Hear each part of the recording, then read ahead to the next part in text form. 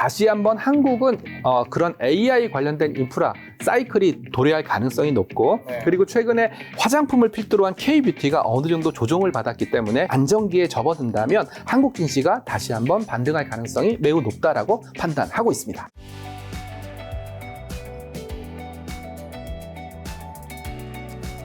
지금 이제 미래에셋 자산운용에서 ETF 리서치 본부장님이 계시는 25년 차 이제 금융인에 보시는 한국 증시랑 우선 미국 증시 점검부터 하고 넘어갈게요. 또 처음 나와주셨으니까 현재 이제 벌써 8월 이제 말로 가고 있죠. 아, 말이네 거의. 네, 현재 어떤 상황인가요? 네, 일단은 뭐 저는 항상 ETF로 좀 말씀을 많이 드리는데요. 제가 전 직장에 있을 때부터 항상 고민은 하나였습니다. S&P 500이 정답인가?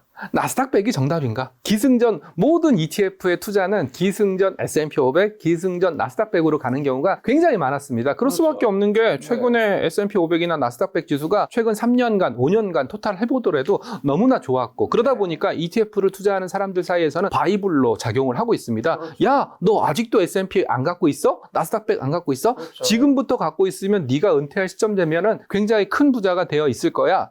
뭐 이런 얘기들을 굉장히 많이 했었고 그 와중에 저도 어느 정도 동의를 하지만 아니야, 올해는 좀 다를 거야. 올해는 코스피가 한국 증시가 S&P 500보다 좀 좋지 않을까? 그런 생각을 살짝 했었습니다. 아니나 다를까 올해 연초 4월부터 코스피 5000 시대 얘기가 나오면서 코스피가 가파른 상승세를 연출하기 시작했는데요. 그러면서 저는 역시 올해는 뭔가 다르다 이런 생각을 살짝 했었는데 아쉽게도 최근에 외국인들의 현물 수급이 팍팍 들어오지 않고 있고요. 그리고 상법 개정안 세제 개편안을 통과하면서 좀 정책 모멘텀들이 많이 약해졌고요. 그리고 뭐니 해도 한국 증시는 반도체 경기와 어느 정도 궤를 같이 할 수밖에 없거든요. 그렇지만 트럼프가 반도체 관련해서 뭐 관세 이슈라든지 그런 걸 제기하면서 반도체 경기가 좀 살짝 꺾이면서 코스피는 좀 약간 지지부진한 모습을 보여주고 있다. 그래서 올해도 역시 S&P 500인가 나스닥 100인가 라는 생각을 좀 강하게 하고 있습니다. 미래에셋 자산운용에서는 S&P 500이나 나스닥 그 100을 그 SPY라든가 QQQ 말고 한국에서 살 수 있는 그 ETF도 있지 않나요? 네, 그렇습니다. 타이거 S&P 500, 타이거 나스닥 100이 어떻게 본다면 미래에셋 자산운용의 시그니처거든요. 그런 의미에서 뭐 당연히 S&P 500이나 나스닥 100을 강하게 말씀드릴 수밖에 없지만 그래도 저도 얼마 전에 광복절이었지 않습니까? 한국 사람으로서 또 한국에서 금융을 입문한 사람으로서 한국 증시가 그래도 좀 좋았으면 좋겠다라는 바람에서 좀 서두를 좀 시작해봤습니다. 근데 그 SPY라든가 QQQ 달러로 이제 바꿔서 사는 경우도 있고 아니면 미래에셋 자산운용에 사는 건 원화로 살 수 있는 거잖아요. 장단점이 뭐예요? 가장 큰 장단점은 양도세라고 보실 수 있습니다. 저는 수익률이나 그런 편차는 거의 똑같다라고 생각을 하고 있고요. 그리고 뭐 저희가 패시브 운용을 하기 때문에 수익률의 편차가 그렇게 날 수가 없습니다. 그렇다면 달러로 투자하냐 원화로 투자하냐 저희는 환해지를 안 하고 참고로 한국에 상장되어 있는 타이거 미국 S&P 500이나 미국 나스닥 100은 환 오픈 상태이기 때문에 그냥 달러로 투자하는 것과 거의 비슷한 효과를 나타낸다 이렇게 말씀드릴 수가 있고요. 단지 매매를 했을 때 미국 같은 경우에는 양도세가 22%지 않습니까? 그리고 한국에서는 15.4%니까 이런 양도세의 차이 거기밖에 큰 차이가 없다. 그래서 저는 이렇게 말씀드립니다. 만약에 내가 좀 큰 돈을 S&P 500이나 나스닥 100에 투자하고 싶다면 한국에 상장되어 있는 게 낫고 좀 그렇게 크지 않은 돈이다라고 생각한다면 뭐 미국에 상장되어 있는 S&P 500 ETF나 나스닥 100 ETF를 사셔도 무방하다. 그치만 뭐 요즘은 뭐 시스템이 잘 돼 있어서 뭐 그렇진 않겠지만 밤에 밤잠 설쳐가면서 S&P 500이나 나스닥 100을 투자하는 것보다는 그냥 한국에 상장되어 있는 ETF를 투자하시는 것이 낫지 않겠냐. 거래 편의상 그렇게 말씀을 드리고 있습니다. 근데 한국 증시가 어쨌든 굉장히 많이 올랐다가 요즘에는 이제 박스피란 말이죠. 네, 그렇습니다. 지금 코스피가 뭐 3,100 중후반과 3,200의 박스피에 머무르는 이유랑 미국은 또 양상이 다른 것 같기도 하고 설명해 주신다면요. 예, 일단 가장 간단하게 설명할 수 있는 논리는 정책 모멘텀이 약해졌습니다. 코스피 5000 시대 그 얘기를 하면서 상법 개정안 이번엔 다르다. 그리고 또 배당소득 분리과세 그리고 아직 확정되진 않았지만 자사주 소각 뭐 이런 얘기들이 모멘텀을 부르면서 올해 코스피는 다를 것이야 라는 기대감을 강하게 했었는데요. 뭐 배당소득 분리과세 같은 경우에도 최고 세율이 굉장히 애시당초 얘기했던 것보다 높게 나왔고 그리고 또 대주주 양도세 들어보셨죠? 50억이었는데 10억 이런 부분들이 결국은 역시 달라진 건 없어. 정책 모멘텀 약해졌어. 그리고 나서 저는 50억 10억 얘기가 나오면서 어떻게 본다면 투자하시는 분들이 10억까지 너무 낮추면 좀 문제가 생길 수밖에 없다. 특히 코스피 코스닥 같은 경우에는 12월 달에 계절적인 현상, 대주주 양도세를 피하기 위한 기계적인 매도가 많이 나왔던 시장이거든요. 그래서 이거는 어느 정도 정상화되지 않을까라고 생각을 했는데 아직까지 그게 결정되지 않음으로써 네. 사람들이 이제 정부의 그런 정책을 좀 믿기가 어렵다. 그런 실망감이 박스피의 가장 큰 원인이다라고 생각을 하고 있습니다. 그리고 두 번째는 뭐니 해도 올 상반기에 한국 증시를 이끌었던 모멘텀이 뭐냐? 조방원 화장품. 한국이 제일 잘하는 그런 산업들이었는데 최근에 조선은 그나마 좀 견디고 있지만 방산이나 원자력 같은 경우에는 뭐 최근에 안 좋은 뉴스들 그리고 또 실적 모멘텀, 실적 눈높이가 굉장히 높게 형성되고 있기 때문에 그 눈높이를 못 맞췄을 때 시장 참여자들이 좀 세게 매도를 하더라고요. 뭐 이런 부분들 때문에 일단 상승 모멘텀, 그동안에 한국 증시를 이끌었던 핵심 트로이카들이 좀 약해졌다라는 것이 3,200선에서 매매 공방, 지루한 박스권을 만드는 가장 큰 원인이었다라고 생각을 하고 있습니다. 지금 이런 상황에서 보면 다시 미국으로 가야 되는 게 아닌가라는 사람들이 많은 고민을 하고 있는데 뭐 본부장님은 여전히 하반기 뭐 8월에서 12월 내년도 한국 주식이다? 한국 주식이다. 그렇게 생각하고 있습니다. 그 근거가 일단 미국 같은 경우에는 9월 연준의 금리 인하 어느 정도 기대감은 굉장히 금리 인하 쪽으로 무게가 실려 있지만 그 금리 인하를 직접적으로 하기 전까지는 어떻게 본다면 약간 깜깜이 구간이기 때문에 결국 모멘텀이 없어서 8월 중순 지금 이 녹화를 하는 시점이 8월 중순이기 때문에 이때부터 금리 인하를 하는 FOMC 9월까지는 큰 모멘텀은 없습니다. 그렇기 때문에 그때까지는 좀 더 시장은 좀 박스권 매매, 좀 답답한 매매를 반복할 가능성이 높고요. 그렇지만 9월 FOMC 금리 인하 이후에는 다시 한번 AI를 필두로 한 AI 사이클이 연출될 가능성이 높고 그리고 한국이 잘하고 있는 것이 AI 사이클에 해당되는 뭐 H밴과 같은 반도체 그리고 AI에 들어가는 에너지와 같은 전력 설비기기 이런 부분들을 잘하고 있기 때문에 다시 한번 한국은 그런 AI 관련된 인프라 사이클이 도래할 가능성이 높고 그리고 최근에 화장품을 필두로 한 K-뷰티가 어느 정도 조정을 받았기 때문에 실적 눈높이가 높아진 건 사실이지만 어느 정도 조정을 받았기 때문에 안정기에 접어든다면 한국 증시가 다시 한번 반등할 가능성이 매우 높다라고 판단하고 있습니다. 한국 증시가 더 오를 거라고 말씀해 주셨지만 요즘에 굉장히 변동성이 심한데 이런 상황에서 이제 투자 전략으로는 뭐 현금을 늘려야 될지 뭐 주도주 방금 말씀해 주신 조방원 이제 원래는 또 뭐 지금 조방원 이라는 얘기도 있고요. 뭐 지주금융도 있었고 했는데 주도주로 버텨야 될지 어떻게 될까요? 지금 상황에서는 앞서도 말씀드렸던 것처럼 큰 모멘텀은 없는 상황입니다. 제가 기다리는 모멘텀은 어찌 됐건 한국 증시의 상승세를 이끌었던 상법 개정안 세제 개편안이 통과되고 확정안이 통과됐을 때 이때 다시 한번 모멘텀이 살아날 거다라고 생각을 하고 있습니다. 정부도 결국은 지금 우리의 노후를 아파트와 같은 부동산에 의존하기보다는 투자를 통해서 노후를 담보했으면 좋겠다라는 바람을 강하게 내비치고 있고요. 그런 부분들이 결국은 세제 개편안이라든지 그런 데 담길 가능성이 높기 때문에 저는 그 이후에 적극적으로 매매에 나서는 그런 전략을 추천드리고 있고요. 아직은 일단 FOMC 전까지는 좀 기다렸으면 좋겠다. 아직은 좀 시장 흐름을 확인했으면 좋겠다. 실제로 최근에 거래량이라든지 유동성이 많이 축소됐기 때문에 시장의 움직임들은 그런 쪽으로 쏠리고 있고요. 그리고 ETF 쪽에서는 일종의 파킹형이라고 해서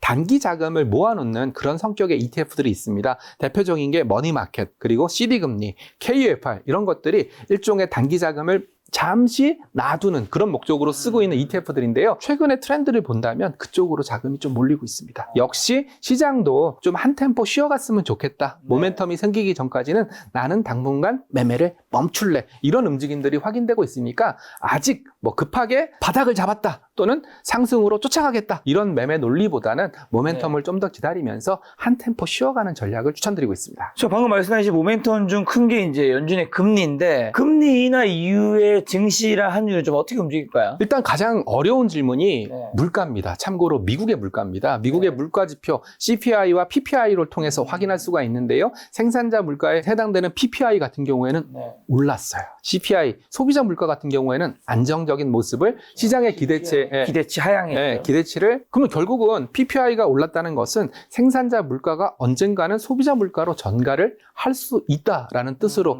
해석이 될 수 있는데 아직까지는 수출 기업이라든지 그런 쪽에서 미국의 관세의 부담들을 떠안고 있는 그런 모습이기 때문에 결국은 미국이 PPI가 좀 더 올라간다면 아마 다음번 물가는 좀 더 올라갈 가능성이 높고 그러면 미국의 금리 인하 기대감은 아주 높진 않을 거다. 그러니까 뭐 50bp B컷이라든지 이런 쪽은 아니겠지만 25bp씩 뭐 한두 번 정도 더 내리는 그런 사이클로 진입할 가능성이 매우 높다라고 판단을 하고 있습니다. 그렇다면 이런 금리 인하에 따른 기대감이 가장 높을 수밖에 없는 산업은 역시 AI 산업일 수밖에 없고 뭐 최근에 코어위브와 같은 그런 클라우드 업체는 실적을 좀 미스하면서 영업 적자가 나오기도 했지만 아직까지 AI 쪽 빅사이클은 유효하다라는 관점에서 본다면 미국 증시 FOMC 이후에 다시 한번 AI를 필두로 한 사이클이 연출되지 않을까 이렇게 생각을 하고 있고요. 미국이 기준금리를 낮춘다면은 당연히 기준금리가 낮아지는 만큼 달러화는 약세, 원화는 강세로 갈 수밖에 없으니까 원달러 환율은 한 1350원 요 정도 아니면 요거보다 좀 더 강하게 나타날 수 있다라고 판단을 하고 있고 그렇다면 여태까지 주저하고 있는 외국인들의 자금이 좀 더 공격적으로 유입되지 않을까? 실제로 미국에 상장되어 있는 EWY라는 MSCI 코리아 ETF에는 외국인들 자금이 들어오고 있거든요.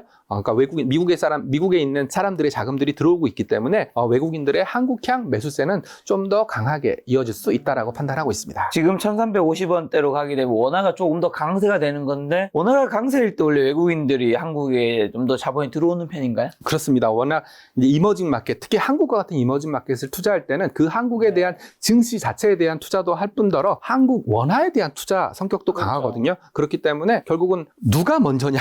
원화가 강세가 됐기 때문에 외국인들이 매수가 들어왔다. 또는 외국인 매수가 들어왔기 때문에 원화가 강세가 됐다. 누구냐를 따질 수는 없겠지만 일단 외국인들의 매수는 원화 강세에 기인하고 있다라고 판단하고 있습니다. 자, 그럼 투자자 매매 동향 측면에서 개인과 기관, 외국인은 최근에 어떤 주식들을 좀 더 사고 있는 거죠? 네, 외국인 같은 경우에는 아무래도 한국을 산다라는 느낌으로 보셔야 됩니다. 한국을 산다. 그렇다면 시가총액 상위 종목들을 살 가능성이 높고요. 최근에는 삼성전자 비중을 적극적으로 확대를 하고 있습니다. 물론 삼성전자가 호재가 많기 때문에 뭐 테슬라라든지 애플이라든지 드디어 파운드리에서 수주를 했다. 이런 호재가 많기 때문에 이 호재성 재료로 샀다라고 볼 수도 있고 또 한국을 샀다라고 왜냐하면 한국에서 삼성전자가 차지하는 비중이 가장 높기 때문에 한국을 샀다라고 볼 수 있는데 제가 보기에는 둘 다인 것 같습니다. 그리고 대신에 하이닉스는 약간 비중을 좀 줄이고 있는데요. 이 부분은 어떻게 본다면 단기 차익 실현? 이렇게 보는 게 맞을 것 같습니다. 그리고 개인 같은 경우에는 약간 좀 테마성 매매를 상당히 좋아합니다. 뭐니 해도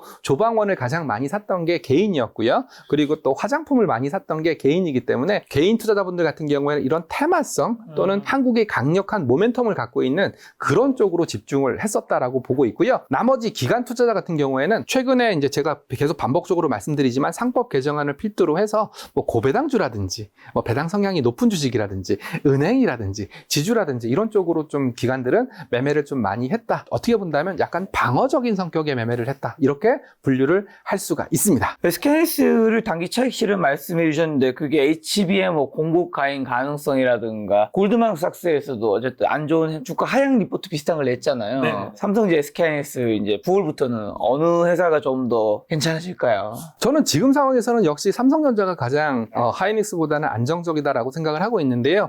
뭐니 해도 삼성전자의 가장 큰 문제는 파운드리였거든요. 파운드리가 TSMC로 수주가 대부분 나가면서 파운드리 경쟁력을 잃는 거 아니냐. 근데 어찌됐건 테슬라랑 손잡으면서 애플이랑 손잡으면서 파운드리 쪽에서 그동안 불효자식이었는데 효도를 하는 건 아니지만 어느 정도 불효만 안 하면 됐지 뭐. 이 정도의 역할을 하고 있고요. 그리고 또 제가 또 강력하게 아니면 좀 굳건하게 보고 있는 게 저도 전 직장이 삼성 계열사였기 때문에 갤럭시를 쓰고 있거든요. 요번에 폴더블 폰도 굉장히 잘 나왔다. 그런 평가를 좀 받고 있고 그리고 또 최근에 BOE 관련된 제재가 나오면서 삼성의 디스플레이도 어느 정도 반사 수익이 예상되고 있기 때문에 일단 하이닉스보다는 지금은 삼성전자가 좀 더 유리한 상황이 아닐까 그렇게 판단을 하고 있습니다. 저도 뭐 그렇게 보고 있는데 어떤 전문가가 그런 얘기 하셔서 한번 여쭤보고 싶은 게 TSMC가 아니라 애플과 테슬라가 삼성전자한테 이제 어쨌든 뭐 일감, 뭐 파운드를 줬다라는 건데 TSMC가 더 칠 수 없다.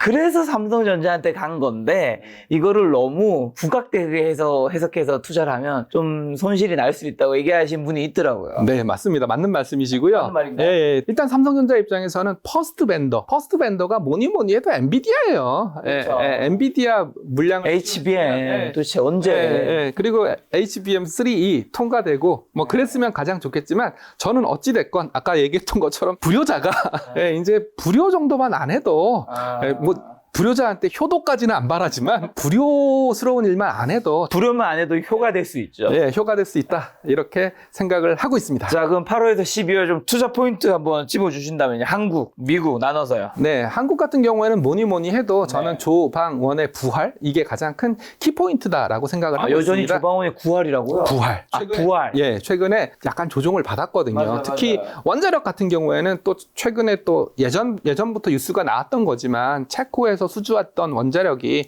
웨스팅하우스한테 기술료를 좀 과다하게 준다. 뭐 그런 뉴스가 나오면서 네. 최근에 뭐 두산 에너빌리티를 필두로 해서 조정을 받고 있지만 저는 뭐 조방원 수출 모멘텀, 실적 모멘텀 둘 다 좋은 그런 섹터이기 때문에 조방원은 다시 한번 어느 정도 주가 조정을 받는다면 부활할 가능성이 높고 또 조방원의 부활이 없다면 하반기 한국 증시도 없다라는 계산으로 성립이 될 수밖에 없기 때문에 이 부분을 가장 키포인트로 보고 있고요. 두 번째 미국 같은 경우에는 뭐니 해도 빅테크입니다. 빅테크가 끌고 가는 시장, 빅테크가 S&P 500에서 차지하는 비중이 굉장히 높아진 상황이니까 결국은 S&P라는 지수를 본다면 시가총액 상위 종목들, 우리로 따지면 삼성전자가 못 가는데 코스피가 갈 수는 없거든요. 마찬가지 개념입니다. 올해 상반기에 가지 않았나요? 갔죠.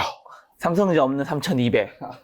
근데 또 삼성전자가 붙으니까 예. 붙으니까 안 가네요. 네, 생각해보니까. 그게 이제 저는 좀 수급을 좀 많이 보는 편인데요. 네네. 아직까지 한국 시장에서 외국인 수급이라든지 이런 게 원활하게 들어오지 않았고, 그리고 또 한 가지 수급적으로 안타까운 부분이 있어요. 연금이요? 맞습니다. 국민연금? 네, 이미 한국 주식 비중, 참고로 국민연금 같은 경우에는 자산 배분 관점으로 한국 주식은 몇 퍼센트, 한국 채권은 몇 퍼센트, 근데 한국 주식 같은 경우에는 지금 정확한 비중은 잘 모르겠지만 어느 정도 좀 비중 한도까지 찬걸로 그렇게 파악을 하고 있어서 뭐 지금 이 정도 지수대에서는 연금은 강하게 들어오기는 굉장히 힘들지만 거꾸로 얘기하면 오히려 한국 증시가 조정을 받으면 그 여유가 생기기 때문에 오히려 조정을 받으면 연금이 강하게 들어올 수 있다라는 좀 아이러니한 상황들을 좀 말씀드리겠습니다. 자, 그럼 미국은요? 미국 같은 경우에는 결국은 뭐 빅테크, 구글, MS, 메타, 특히 뭐 메타 같은 경우에는 AI 관련된 뭐 인력 조정 얘기가 나오면서 주가 조정을 받고 있는데 뭐니 해도 구글, MS, 메타와 같은 이런 빅테크 종목들, 그리고 엔비디아, AMD와 같은 반도체 종목들, 그리고 또 최근에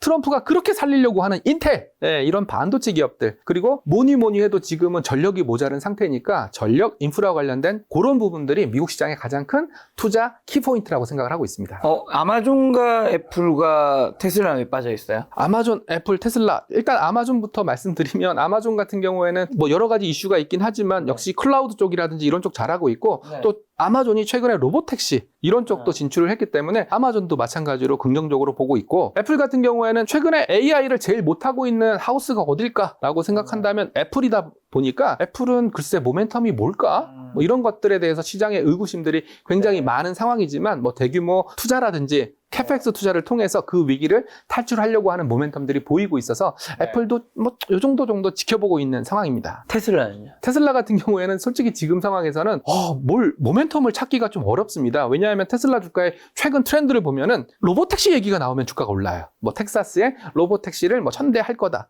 그래서 역시 테슬라의 지금 현재 상황에서 모멘텀은 로보택시와 관련된 그런 자율주행 이런 쪽이 모멘텀이 아닐까라고 생각을 하고 있습니다. 근데 아까 전에 이제 한국에서 조방원이 부활한다고 말씀해 주셨는데 조선이야 뭐 이제 관세 협상에서도 조선에 좀 더 주목이 가는 것도 있고 미국 트럼프가 또 조선을 원하기 때문에 MRO라든가 괜찮은데 특히 방사는 지금 너무 고평가, 당연히 수출도 좋고 실적은 좋은 건 알지만 고평가 구간에 좀 와 있다라는 얘기도 많고 플러스로 지금 이제 푸틴과 이제 트럼프가 만났었고 또 젤렌스키도 지금 만났나요? 조만간 만나지 않을까? 뭐 3자회담 뭐 한다는 얘기도 있고 하니까 어쨌든 방산이 오른 거의 시작에는 어쨌든 러우 전쟁이 있잖아요. 지정학적 리스크가 있죠. 근데 어쨌든 러우 전쟁이 끝나도 유럽은 그걸 필요로 하겠지만 굉장히 많은 기대감 때문에 오른 것도 있을 텐데 그 기대감은 또 종전이 된단 말이죠. 근데도 방산이 괜찮을까요? 일단은 저는 구조적으로 우리 방산은 경쟁력을 갖췄다라고 판단하고 있습니다. 과거에 방산이라는 것은 고마진 상품이 아니었거든요. 저마진으로 안정적인 매출처를 확보한